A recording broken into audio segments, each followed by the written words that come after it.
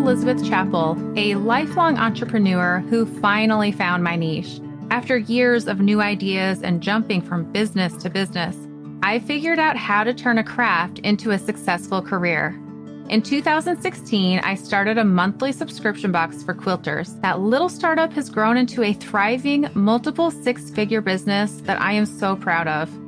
As a published author, designer of fabrics and patterns being sold throughout the world, my favorite thing to do is to teach others how to grow a career of their dreams. Each week, you'll hear from me or from other guests who are creative entrepreneurs, so you can learn exactly what to do and what not to do to grow a career that's more rewarding and successful than you ever thought possible. If you're ready to turn your craft into a career that you love, I am so excited you're here. Welcome to the Craft to Career podcast.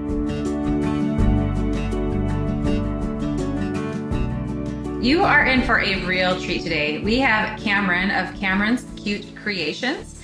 She is a crocheter and she does craft shows. And she's going to talk about how, she's just recently graduated from college, not too long ago, and decided to just go all in on this career as a crocheter. And you can imagine how people in her life were like, wait a minute, what are you doing?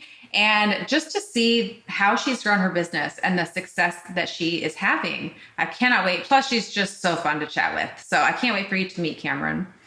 Before we do, I am going to ask if you can leave a review for the podcast.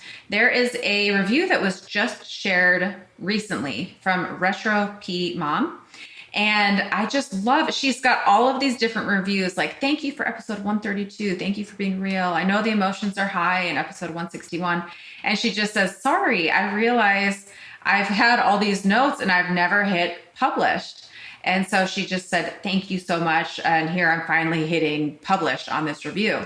So I bring that up because maybe you have gone to write a review for the podcast and you haven't hit publish. If that's the case, go ahead and just hit publish. Or if you're on Apple Podcasts, go to my show and go down to near the bottom. It will say tap to rate. And there will be 5 stars that you can tap however many stars you want to give the show. And just do that. It means so much to me as the podcast host to be able to find guests to bring you and to know that this is resonating, that this is helping you as a listener. So if you've not rated the podcast yet, please take just a moment to go do that. And for those who have left a review, thank you, thank you. I read through each one of them. And I even sometimes get a little DM from someone who says, hey, thank you so much for this week's podcast. It means the world to me. It really does. So thank you in advance for leaving those reviews. Now let's go in and let me introduce you to Camryn. Camryn, hey, I'm so excited to have you here on the podcast. For our listeners, can you introduce yourself and tell us what you do? Yeah, hi. Thank you so much for having me. I'm so excited to be here. I am a crocheter, so I set up and sell my products at craft shows, but I also have an online presence where I'm helping other crocheters sell at craft shows as well. That's so cool. Okay, so tell me, how did you get into crochet? And even before that, do you get people saying like, you crochet? You're so young to be doing that. Okay, it's funny. I learned how to crochet when I was about 10, and it was a friend of mine's mom that taught me. And I was so embarrassed of it growing up. It was kind of my secret hobby that I worked on because I'd get teased for being a grandma, but now it's all trendy. It's all popular I know, right? Again. So it's fine, I guess, now. But isn't that weird? Yeah. I guess we just are us and things will come and go, the trends. Right? And yes, I didn't do it for the longest time because of that.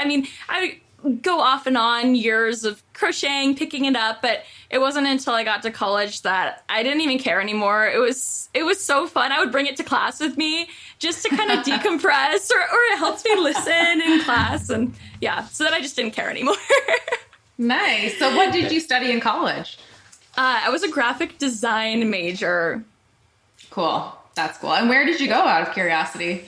Whitworth University. It's a small private Christian university here in Spokane, and cool. it was good. It was funny because, I mean, if there was a crochet degree or a craft show degree, I would obviously have taken that, but it was just kind of the easiest thing that I was interested in doing, and I was really encouraged to get a degree. And so I'm like, okay, I'm going to get an art degree. And this one felt the most logical, But, well, when you said graphic design, I'm like, oh, that's very artistic. Like, that fits. That makes sense. Yep. So how did you start doing craft shows? Like, tell us that journey.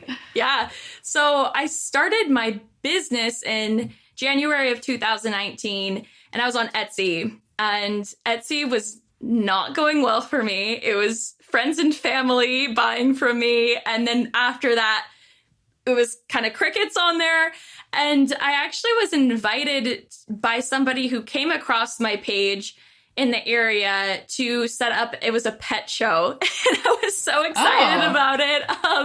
And she said, hey, it's happening in a couple weeks. It's $40 to set up. And I had no idea what I was getting myself into. And I had no inventory prepped. At least it was summer. So I was on my summer break and I could kind of like work on some stuff. But I always joke that the show itself looks like it was a camping trip gone wrong. My display, it was my neon blue canopy I was borrowing from my dad. And then I had these, my dad's camping chairs, like football camping chairs, bright red.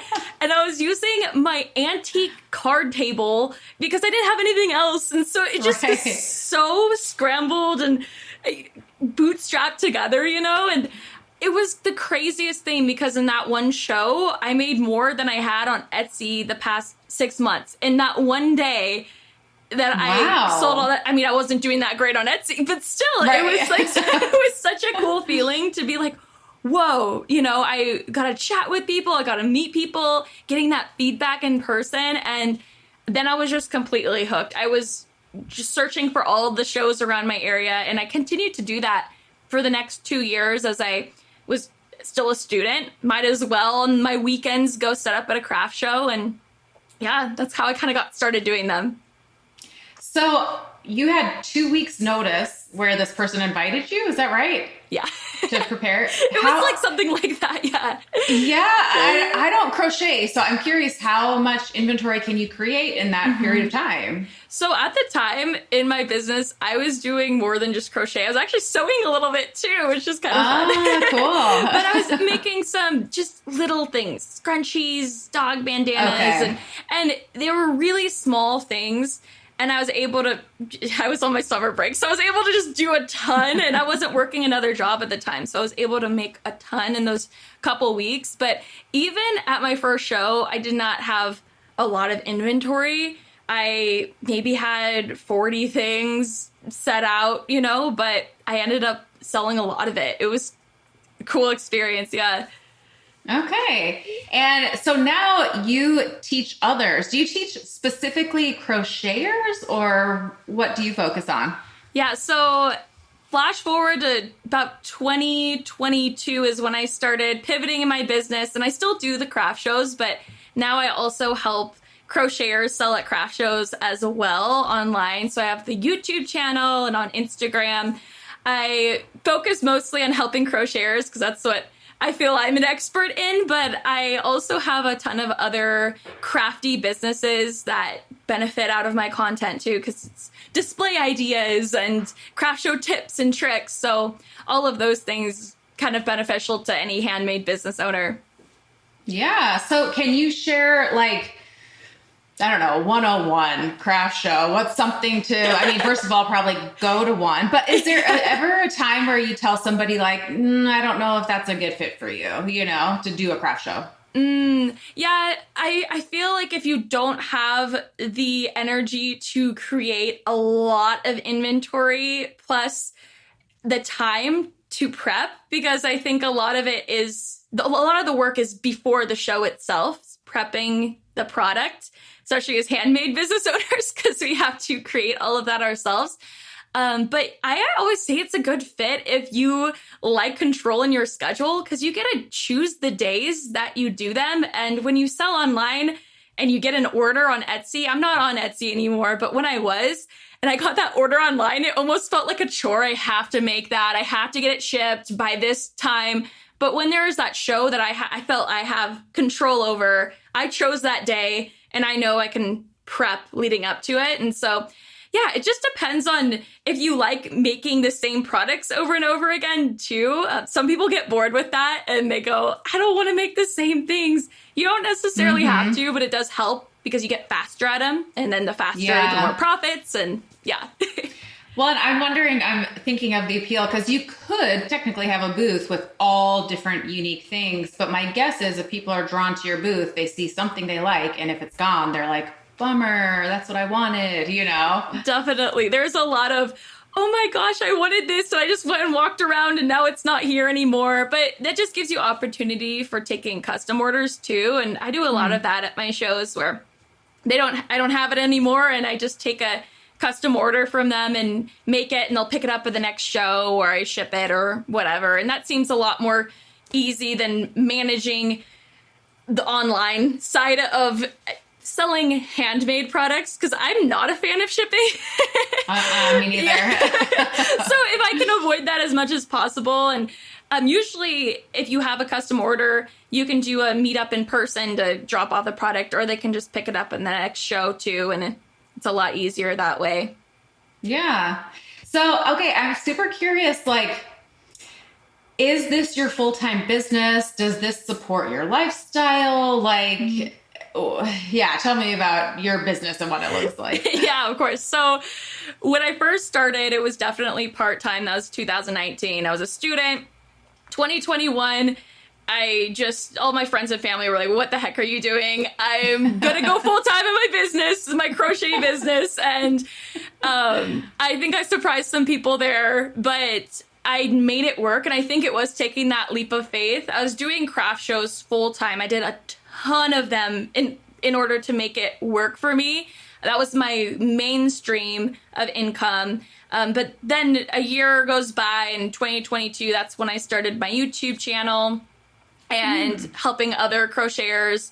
I also sell digital products and patterns online. And so there's other streams of income that I was able to set up, which has been nice for my off seasons of doing shows, because I have heavy on season, heavy off season, and kind of helped diversify my income streams a little bit that way. And yeah, I'm monetized on YouTube. And so I do get some revenue off of there. And that's how I've been able to make a full-time living off of it. So yeah, I do this full time. And I keep telling my husband, I'm like, no matter what, I'm always going to be my own boss. Because once you do it, there's just no going back. I told him, I'm like, if someone could offer me millions of dollars a year to work for them, and I literally wouldn't want to do it. I know. Well, and I feel so bad. My degree is in teaching. And I literally, yesterday we were at like Meet the Teacher, and I was like, I could substitute, or I was like, what if I taught and I had to show up every day at this time and be on, and like, you're right. Like, there are pros and cons, you know, we're our own boss, all the things, you know, but like, yeah, that flexibility of having your own schedule. And okay, I'm very curious for the shows. I'm going to guess your on seasons are like holiday markets and then summer. I don't know. Yeah. So it's funny. It really depends on what you're selling to. Crochet, a lot of the times people think cozy. I'm also in Spokane, Washington. We get all 4 seasons. And so when it's so hot in the summer, people look at my crochet. I'm selling beanies. Like, yeah. What the heck? But there are certain products that will sell all year. I like to set it up that I have a busy market season, because I can only physically make so many items with my hands, you know? So if I can be strategic about the ones I do and do the big ones that I don't have to do as many, you know? And so those usually are the ones right before the holidays. My busy season usually starts mid-September and it goes through December. And then I'll do some here and there throughout the year for fun, mostly. Yeah. Networking, and I make a little extra, but my bulk of my revenue from craft shows is definitely in that season. So do you find, okay, because I know I follow you on Instagram and I've seen a post on this topic, but basically pricing. Like you're saying something on the lines of crochet actually it can't be mass produced. Is that right? Yeah, And so it's all handmade? Yeah, crochet can't be machine made, which people, I feel like we don't talk about it enough. With knit can be, and not saying that people who knit aren't talented and the handmade knit is beautiful and worth it too, but crochet can't even be replicated by a machine yet. And so yet I don't know if all this AI who knows? But it the whole mass produced crochet, it's either fake, so it's either fake crochet, it's knit to look crochet and marketed as crochet and it's not authentic crochet, or it is really unethically sourced because of how low they're charging for it and how long it takes to make crochet.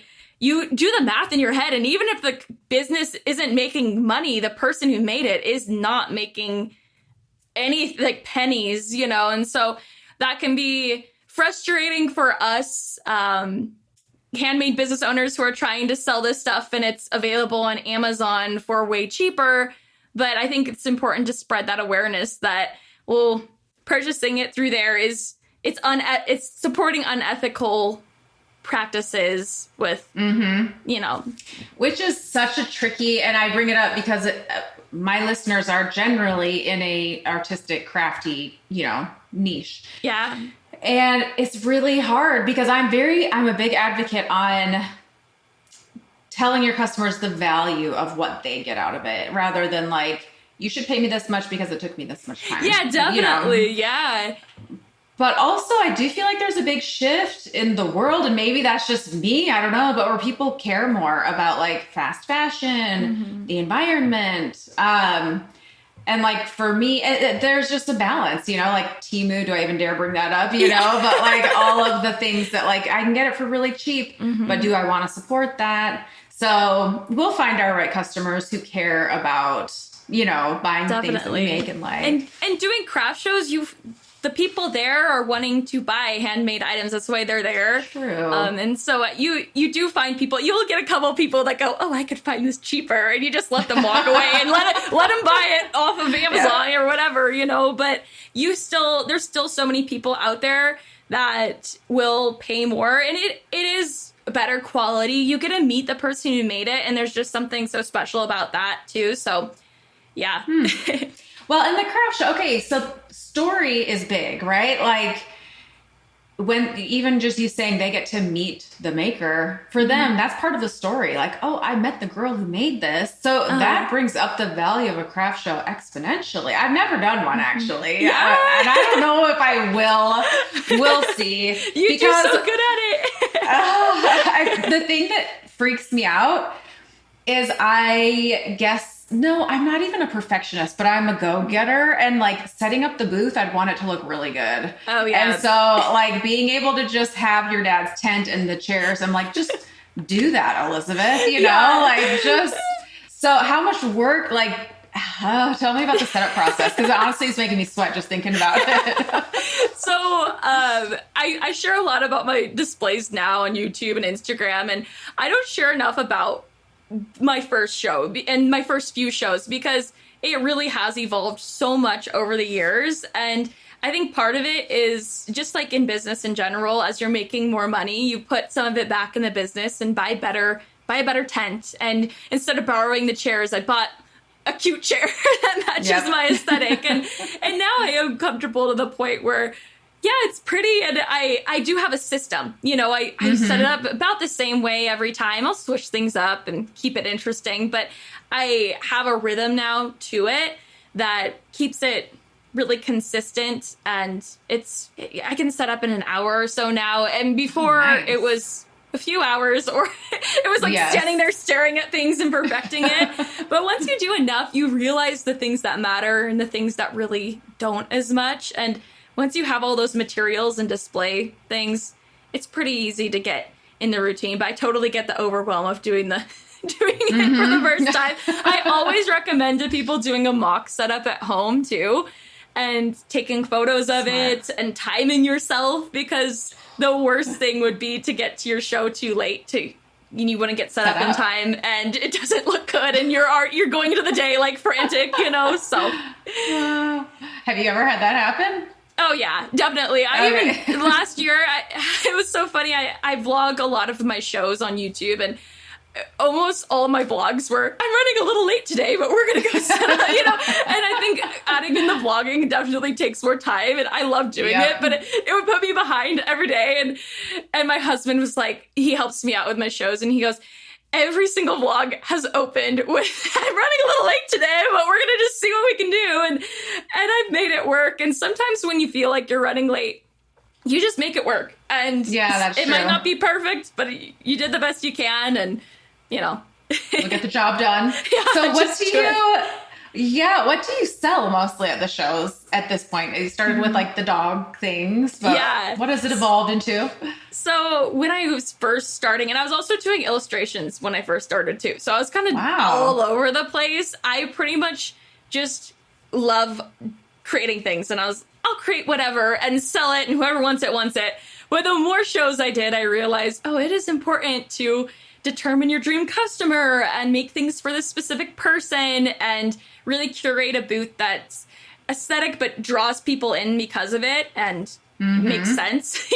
Those shows you've gone to and you walk by and you're like, what are they selling? What are they're doing this, that, and that. So I really wanted to narrow down, and I just love to crochet. So I just started just doing the crochet stuff, and it seemed to do really well at the shows too. And I now mostly do baby stuff. So I do mommy and me matching sets, beanies and headbands. And I work with this really soft velvet yarn. It's my favorite ever. And my customers love it. They get to feel it, at the shows and try them on. That's also another perk of doing craft shows. They get to try them on. I have a mirror out for them. They look at how they like it. And it tends to sell much better that way, especially with how high quality of materials I use. If they see it online as just a photo, you can't really tell the feeling and how it looks on you. So I do a lot of baby stuff, and I do some just small accessories, and I've been dabbling in the little plushies, the animals. I don't know if you've seen any of those crochet animals. Yeah, like a little octopus. Why, oh my, is that coming to mind? Is that really popular? Those are popular, the little octopi, and the turtles are really popular. I don't know if you've seen the chickens yet. The chickens are really popular. Oh yeah, I'll have to send you a picture. They're super cute. I can't even fathom. Now I'm overwhelmed by the idea of crochet, but it's funny because I used to say I would never quilt. So never say never. I know, I'm overwhelmed by quilting. That's so funny. Yeah. But and crochet anyhow, it just seems like, I don't know how. Right? Yeah. So, okay. I'm curious. Do you have an email list? Okay. With your marketing approach, is it more repeat customers, or are you trying to always just find new customers at the shows? At the shows, I really just set up, and I have some repeat customers that come, and then I have mostly new customers, and that's usually how it goes.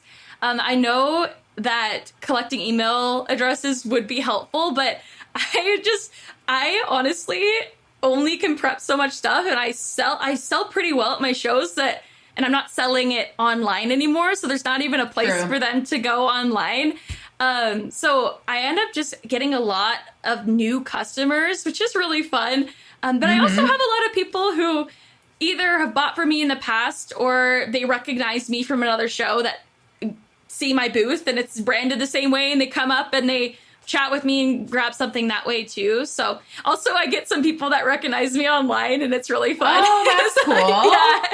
That is awesome. I always wonder if I were to see someone from Instagram, and that happened once where I saw them in real life and I did recognize them. Like if I saw you, would I be like, wait, hi. Right? Yeah. So, okay. And then what is your biggest revenue generator? Is it the shows? So at first it was the shows. Now it just depends on the season. When it's busy market season, it is markets. But now that I have the online stuff set up as well, my pattern sales do really well. More of like the passive stream. I nothing's passive, you know.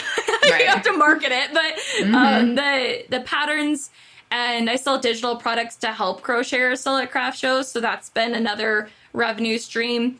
YouTube is awesome too, but YouTube isn't.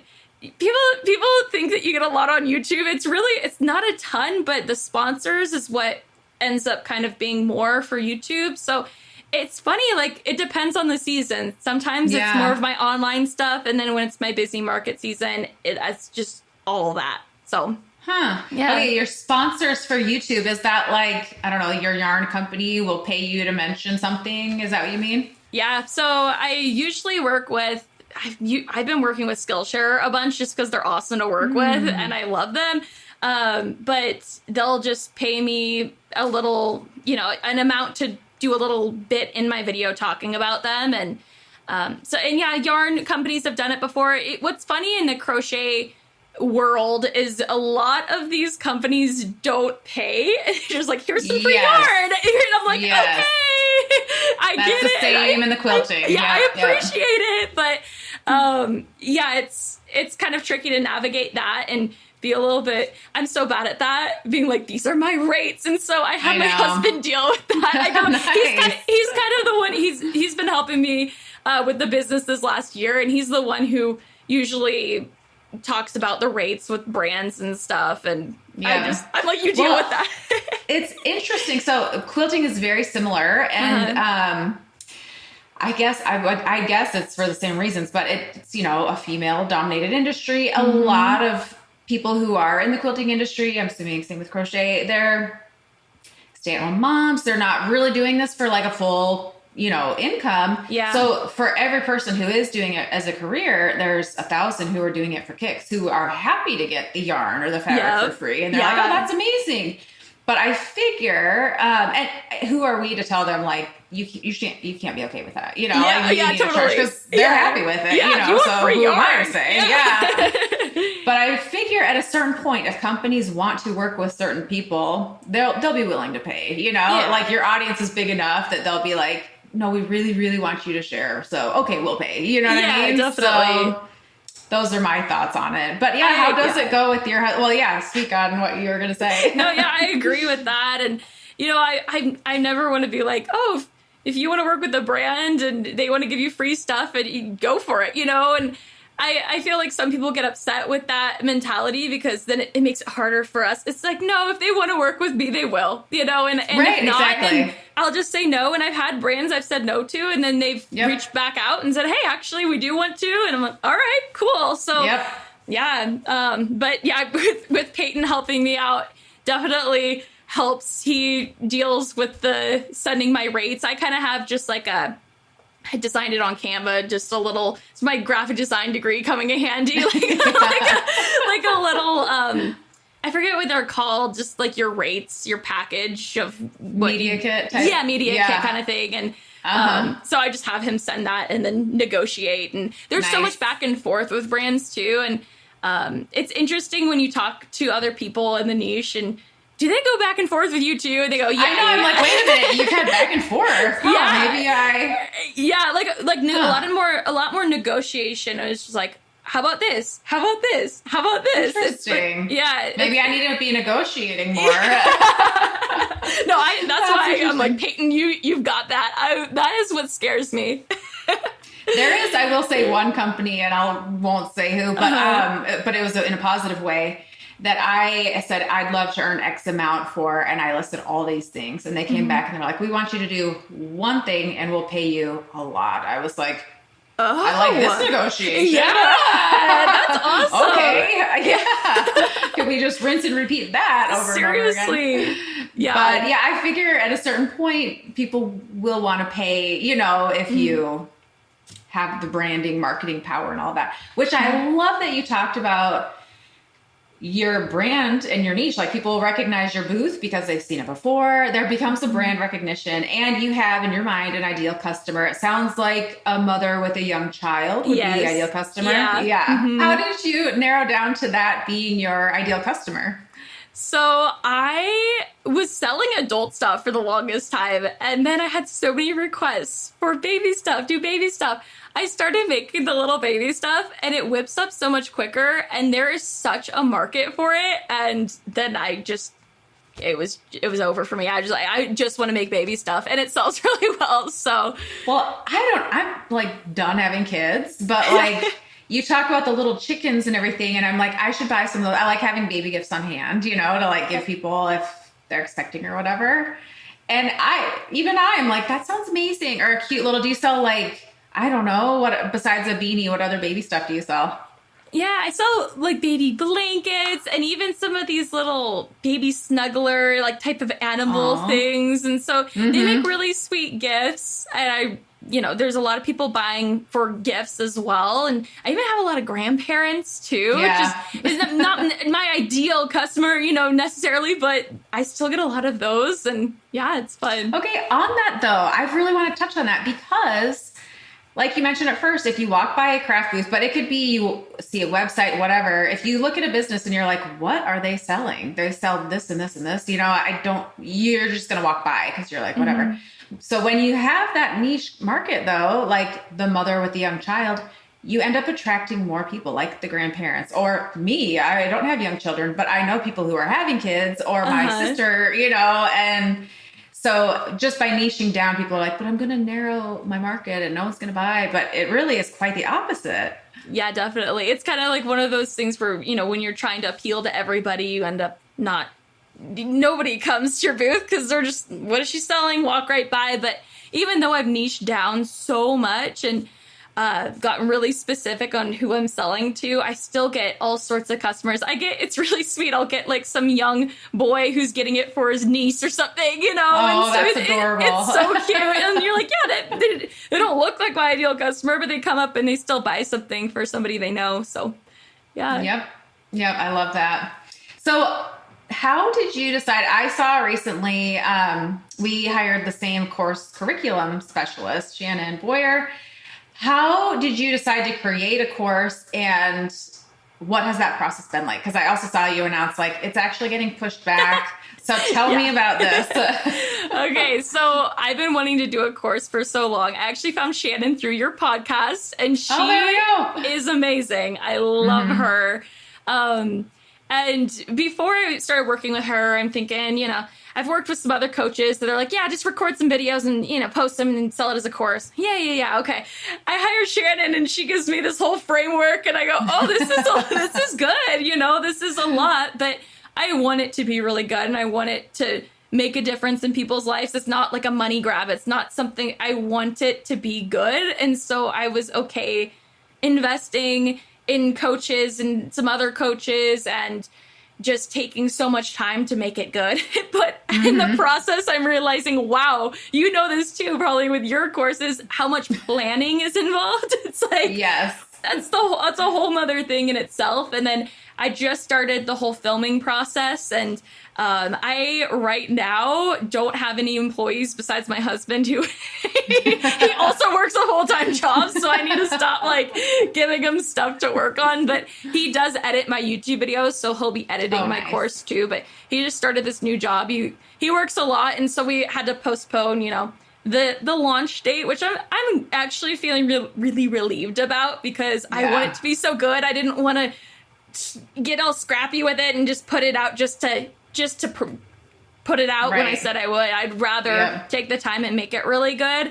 But then there's also, I just need to get it out too. So we're shooting for beginning of 2025, like Q1 2025. And I think that'll give us plenty of time I want to get some beta testers on there too. This being my first course. And I'm I love to get all my products tested and just feel confident in them in that way. Yes. And so get some social proof, make sure, is this resonating? How does your recording look? Because my course is mostly like Adobe Illustrator, Adobe InDesign. So it's me at my computer. I'm assuming yours is a little different. Yeah. So a lot of it is me. I have my camera set up and I'm recording myself and then I have slides. So I'm creating the slides is a whole other thing, but that's where my degree really does come in handy, like creating those slides from scratch. And and getting all those visuals together. And it's just like me in the corner in a circle and a lot of slides. That's the bulk of it. But yeah, I need to ask Shannon about that because I can't remember what she said, but it's good to have your face shown, you know, while there's the slides going. Because as I'm re-recording some of my lessons, I'm like, do I really need my face showing? Because you can see, like, my hair is different. You know, my room has changed. Like, darn it, it's going to be very obvious that this little section was re-recorded. But, right? yeah. I know that's tricky, and I'm trying to create some sort of corner that I can keep consistent. So when I know I'm going to have to re-record some parts, but it's all that stuff that you just don't think of when you're like, I'm going to make a course, you know? I know. It'll be fine. I do get a kick out of that mentality, which I think there's less of it, but years ago there was like, create a course, it's so easy, earn money while you sleep, you know, like this idea that it's just so easy. I'm like, I don't know that I'd say it's super easy, you know, to make a good quality course. That, definitely. You know. I think, if I just sat down and recorded a couple videos and tried to sell that, but I just have high standards for my brand, and I also really care about my potential students for the course that I want to give them the best of the best. So it is definitely a process, and I'm really excited about it. But at the same time, it's managing your time, you know, and being like, okay, get it done. So I'll be super curious to hear after you launch it, if you experience this too, like the joy out of your students having success is so awesome. But then there's also that part of me that wants all of my students to have an amazing success. And when one of them or whoever doesn't, I'm like, I take it on me, you know? Oh, yeah, definitely. So, well, the stats for course completion is so low, and that scares me so much. That's why I'm glad I found Shannon and creating something that I think more people will get through. But at the same time, it's hard because, it's like, wait, how can I help you? Let me. I know, like, just go on and do the thing. But okay, I am curious. Have you bought a course in the past yourself that you either haven't started or haven't finished? Oh, man, I'm actually pretty good at taking my courses, but there are some that I haven't finished, but I'm working towards. Yeah, no, there's a couple I've taken, like one on how to start a podcast. And I never finished it because I started my podcast. I'm like, that's going well. So I'm like, I guess I don't need those last lessons. Yeah, I know. Or like what? I don't know. I know that there have been a few courses that I have signed up for and just dabbled, you know, been like, okay, I got what I've wanted. And so I leave the rest type of a thing. But I know, neither here nor there. So what do you love most about what you do? I have two things that I love the most about what I do. I feel like the first one is definitely being able to connect with people. And that is in person at my craft shows. I have met some of my best friends. They were my customers at craft shows. It's just so crazy. Or other vendors. I'm going to a baby shower this weekend, and it's somebody who I met who was my customer. No way! That's so cool. That's kind of fun to just meet people in person, but also just the online side of it has been so cool. I seriously view my followers as my friends. We chat in DMs. I did an event. I was a speaker. It's the Crochet Business Summit. It was in Denver, and I went and I met people in person, like giving them hugs. Like I truly see them as my friends. It was so cool. And so I think that connection piece is the number one thing I love. But the other thing is definitely being able to be creative in what I do and have that full control of creativity. With making products, I'm always crocheting anyways, so it's like I might as well be selling this stuff. But even with social media, I think a lot of the times as creatives, we get kind of frustrated with content, but not always, but I've recently tried to have that mindset of this is just another way I get to be creative. I love that. Make reels and it's fun. And I get to be creative in a different way. And even with making YouTube videos and other digital products or patterns. So I just love to make new things. It's so fun. I'm sure you relate to that too. I love your Instagram page. You have so much fun on there. It is so fun, honestly. Yeah, it's so much fun. That's anyhow. But I'm curious for those who really struggle, and I'm actually just asking your opinion here, because there are some people who are like, I'd hate doing that on Instagram. And I'm like, well, you know, maybe do whatever you feel is fun. But I don't know. What are your thoughts? Like, do you think if they're hating it, you say, then do something else, or maybe try it differently, or I don't know, all of the above? Yeah, well, social media, it is not necessary. It is a great, I love it because it's a free way to market your business. And I'm like, I on a budget, you know, I'm trying to make the most profits in my business. So it's a free way for me to show up and market my business. But at the same time, if you don't enjoy it, I also don't think you should be doing things you hate. I think there's ways to make it more fun. And I think a lot of it is overcoming a lot of, at least who I work with, they're perfectionists and they're nervous about showing up, and overcoming some of that. And you will come out of your shell and have a lot more fun. But if you're still not enjoying it, it's not necessary. I mean, the first year I was doing my business full time, I was at like 2,000 followers, and I never really sold anything on my Instagram page. I didn't really, like, it was mostly my shows. And so there are other opportunities to have success in your business, but it's free and you can have fun with it. So you might as well try it out. That's true. Well, and I guess if you have the business model of craft shows, you really don't need to be showing up on Instagram. You know, like you could just go to craft shows and that can be your marketing. So yeah, like I said, a lot of the people are new customers anyways.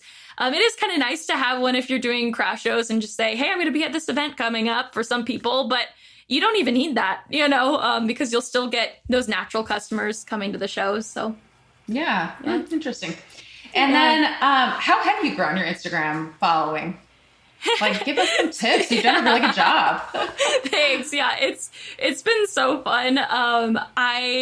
Like I said, I was about 2,000 followers, and that was 3 years into my business. And I started just posting. I pretty much just made a promise to myself, and I was like, I'm going to post a post every single day if it's going to help one person sell at craft shows. Like, I really did feel a calling to help other people, just because it's brought me so much joy in my life, and I wanted to help somebody. There was not very many resources when I started. Like, I'm like, I need to be a voice in this industry and share the potential and opportunities. So I started posting every day, and it was the craziest thing, because I was actually meeting with a coach, and I told her, I'm like, I'm going to make this crazy goal at the end of this year. And it was about 3 more months of the year. And I go, I'm gonna reach 10,000 followers, and it took me 3 years to get 2,000. So I don't know what I was thinking. I'm like, I'm gonna get 10,000, and you know, and I don't know. I just wanted to like put that out in the universe, and literally the end of the year, I was at 60,000. That's how much it blew up. But it was just posting every day consistently. And I think also just opening my mind to it's a possibility for me, and that potential, and putting that out there really helped. And then I also got monetized on YouTube around the same time. And that's when I was like, oh, okay, this is actually going good. Yeah. Because up until then, I mean, I wasn't getting paid for YouTube videos. I wasn't getting paid for posting on Instagram. I was just doing it just to see if it would stick. And that's when, and then I just post pretty much every day, and I love it. It's fun. Well, yeah. And going all in, like deciding I'm going to do this, like just doing the work. And I don't know about you, tell me if this is the case, but the more I post, the more ideas I get. And then I've also really honed my skills of finding other accounts that are doing really well and seeing what they post and how could I tweak that or change it for my product. Do you do the same thing? Yeah. Like finding silence and being like, oh, like how can I fit that in my niche? Definitely. And I will say, like, when I first started doing the posts on Instagram, it took me so long to come up with the reel ideas, film the reels, put together the captions. And now I do, it's on Wednesdays, it's 2 hours, and I bulk for the whole week, and that's it. I mean, you know, an hour and a half maybe, and that's everything. I just prep it all, and and then I'm ready to go. And before it was like hours a day, you know, so it does get easier. I think that is like a lot of the consistency, showing up consistently is, you're gonna get better at it and you're gonna grow, but you're going to get faster at it too. So trust the process. Well, and it's funny. And I do actually I'll put this question out so I don't forget it. I'm curious what kind of coaches and classes you've taken. But I was on a call yesterday for a course that I'm taking on how to grow your Instagram, which has totally helped me. And I was talking about, like, I spent 2 hours on a reel last week, and I DM'd my teacher and was like, I give up. Like, why can't I edit this correctly? Like, can you have your team help me out? And there was a girl in the class that's like, you don't spend that long on each reel? I was like, heavens no. I was like going to poke my eyes out that I can't believe I spent that much time on a reel. What a waste, you know? I'm like, right? no, it's like 10 minutes, like 10 minutes. Yeah. And honestly, some of those that take a few minutes to post are the ones that go viral. And it's ridiculous. You spend 2 hours on or like flop. Yeah, like, all right, whatever. I might as well spend 2 minutes on them. And I know. I mean, literally, I went out of town last week, and before I went, I'm like, oh, I should do this one reel. And I got a little mason jar and a paintbrush and pretended like I was mopping the floor with my paintbrush. And that one is almost to like 1 million views. And I'm like, I just did that real quick. And my phone, you know, was on the floor, and my kids are like, Mom, what are you doing? I'm like, just 1 minute, as I'm like painting the floor. I'm like, all right, let's head to the airport, kids, you know, and 10 minutes, and it's crazy. Like, you just get better and quicker and more efficient at, you know, at the things you do.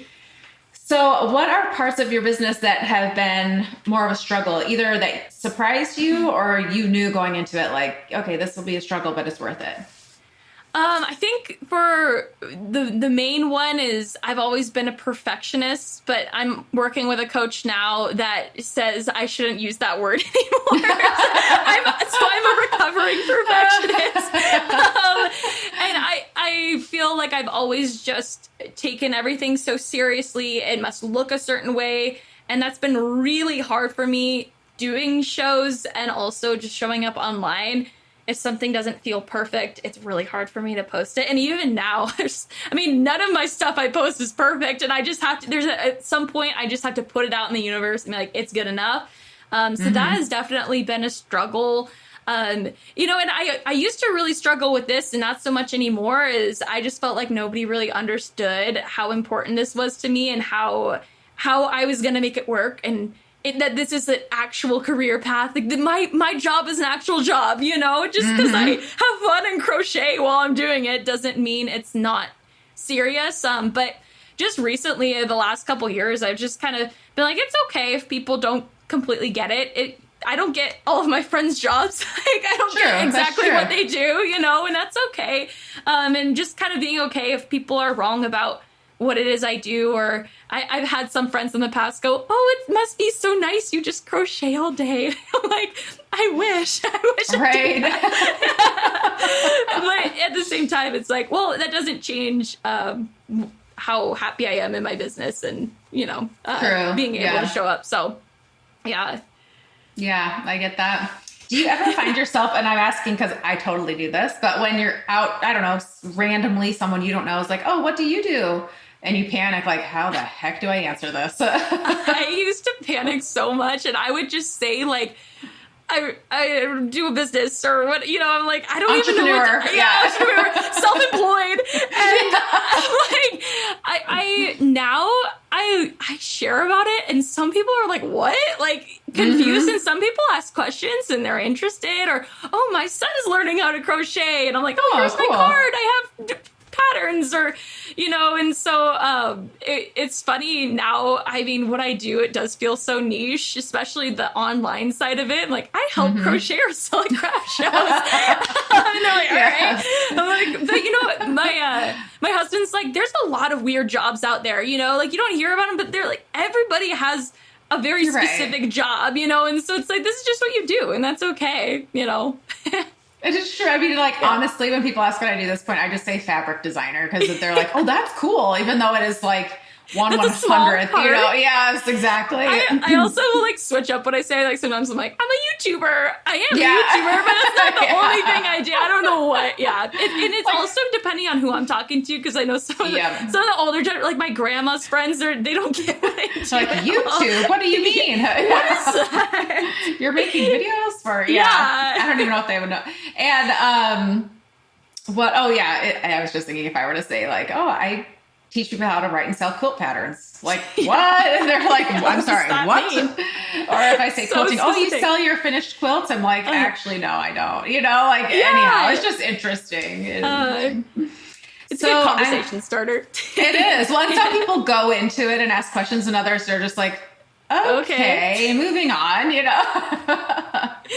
But yeah. So what advice would you have for someone who is thinking of starting a creative career? Oh man, I feel like I just feel like just to tell the person who's getting started and wanting to do this that it is possible and it is actually a path that you can take and it's something that you can do. I think believing in yourself, and it sounds so cheesy, but it's believing in yourself is like that first step of, yes, I can do this. And I wish that somebody went back in time and when I first started, just said, yeah, you can do this as your job. This is possible. Because when I first started, it's a side hustle. There's no way. It's not for me. But the more I learned, the more I grew. So I guess my advice would just be take your business seriously and treat it like a job because it is. And have fun. That's the other thing. Have fun. I feel like I kind of got in a point this last year where I was in such a weird space of, oh, I have to do this and it must look this certain way. And I just kind of started letting go of some of the perfectionist stuff and had more fun with it. And actually my business has just grown. It hasn't gone downhill or anything. Mm-hmm. So I think that's another piece of advice, but yeah. Awesome. Okay. And before we go, I am curious, what are some of those things that you kind of let go that you were like, this is stressing me out or not bringing joy? Yeah. Some things was just like taking some time away from work and just being okay with having less inventory for my shows and being like, I'm going to make this personal project because I've been wanting to do it for years and I don't give myself the permission to take this rest. And so I've been working with, I think you know her, Tanessa Shears. I think she was on your podcast before. Yeah. I'm in her coaching program. I love her. She's helped me a lot with just my schedule and having healthy boundaries with it. And those changes have been so rewarding and being able to give myself that time away that then when I'm in my business, I feel like I can fully be there and help and have fun. And it's not as serious as I've been making it seem for however many years I've been doing this, but yeah. Yes. And on that, like, do you feel, I don't know, if I go on vacation or something, I'm like, I can't check out, and just learning like, you're going to be fine. The business is going to be fine. Just check out. Have you experienced that? Oh yeah. And this sounds crazy, but I've worked weekends for like, I'm not right now, but for years I was just work through my weekend. I like to do this. And that's the hard part. I like to do it. It's fun. But I've been giving myself like a Saturday and almost always Sunday off. And I almost have those moments where I'm like, oh, I should be doing something. No, it's okay. It's my day. And I get back on Monday and guess what? Everything is fine. I'm like, everything was fine. I took the day off. Nobody cared. Nobody was mad at me. It's Sunday. Who's expecting me to reply on a Sunday, And so that was definitely, it's been a relief to have that new schedule and finding joy again in the business. Very cool. So, okay, that was another question actually that I forgot till you said Tanessa. What other coaches and classes have you done or taken? Yeah, the last year I have been working with, I worked with this gal who I actually met her at a craft show. Nice. she's a coach for small businesses. I was working with her. She's local. And then I ended up I went into Jasmine. I don't know if you know Jasmine Star, Jasmine Star. I did her YBLE, the Your Biggest Launch Ever course. And it was really good. It was super fun. And I'm taking all of that to market the course when I launch that next year. And then I started working with Shannon, who is incredible. So if anybody wants to do a course, definitely check out Shannon. She's been so helpful. And then my newest favorite is Tanessa. She's been incredible. I've been following her for years. And it was kind of one of those things where I'm like, oh man, like I know she's gonna like kick my booty into gear and actually like help me with my health and my boundaries. And I was avoiding it. And I was kind of in burnout mode this last 6 months. I got into this burnout mode. And so I started working with her and it has been just so great. I love her advice and just her courses and her program. So yeah, those are some of my favorites the last year. I just love courses. I do too. I'm addicted to them. I love learning. What can I say? Yeah, you're like, once you get started with them, you're like, oh, there's a new one and there's this one. Yeah. And Well, I never want to stop growing and my skills and all that. So that's fun. Yeah. Awesome. So for our listeners, if they want to find you, where should they go? Yeah, definitely. So you can go to my website, which is camrynscutecreations.com. And then I'm also on Instagram and YouTube, just Camryn's Cute Creations. And yeah, I have a lot of freebies also on my website. If anybody's interested in doing craft shows, I've got like a craft show checklist that's really popular. And yeah, that's kind of where to find me, and definitely reach out. I answer all my own DMs. So if you want to say, hey, I'm coming from the Craft to Career podcast, and introduce yourself, I'd love to chat with you and get to know you. So yeah. Awesome. All right. Next up on your list is to hire someone on your team besides your husband to answer your DMs. I know, right? I know. It's getting to the point where I'm like, I need somebody else. Right. Duplicate. Right. Funny. Well, thank you so much for being here. This was so fun chatting. Thank you for having me. Camryn, thank you so much for being on the podcast. Isn't she just delightful? Oh my goodness. And so motivational. You have got this. If you have a creative career and you're thinking, I really want to do this, go all in, treat it like your job and just have fun with it. So Camryn, thank you so much for being here. Again, go check out her Instagram and her website. And if a craft fair or show is something you're interested in, you will have to get her freebie where she gives you the checklist and her course coming up. So again, thanks Camryn, and I will see you listeners back here next Friday with a brand new episode.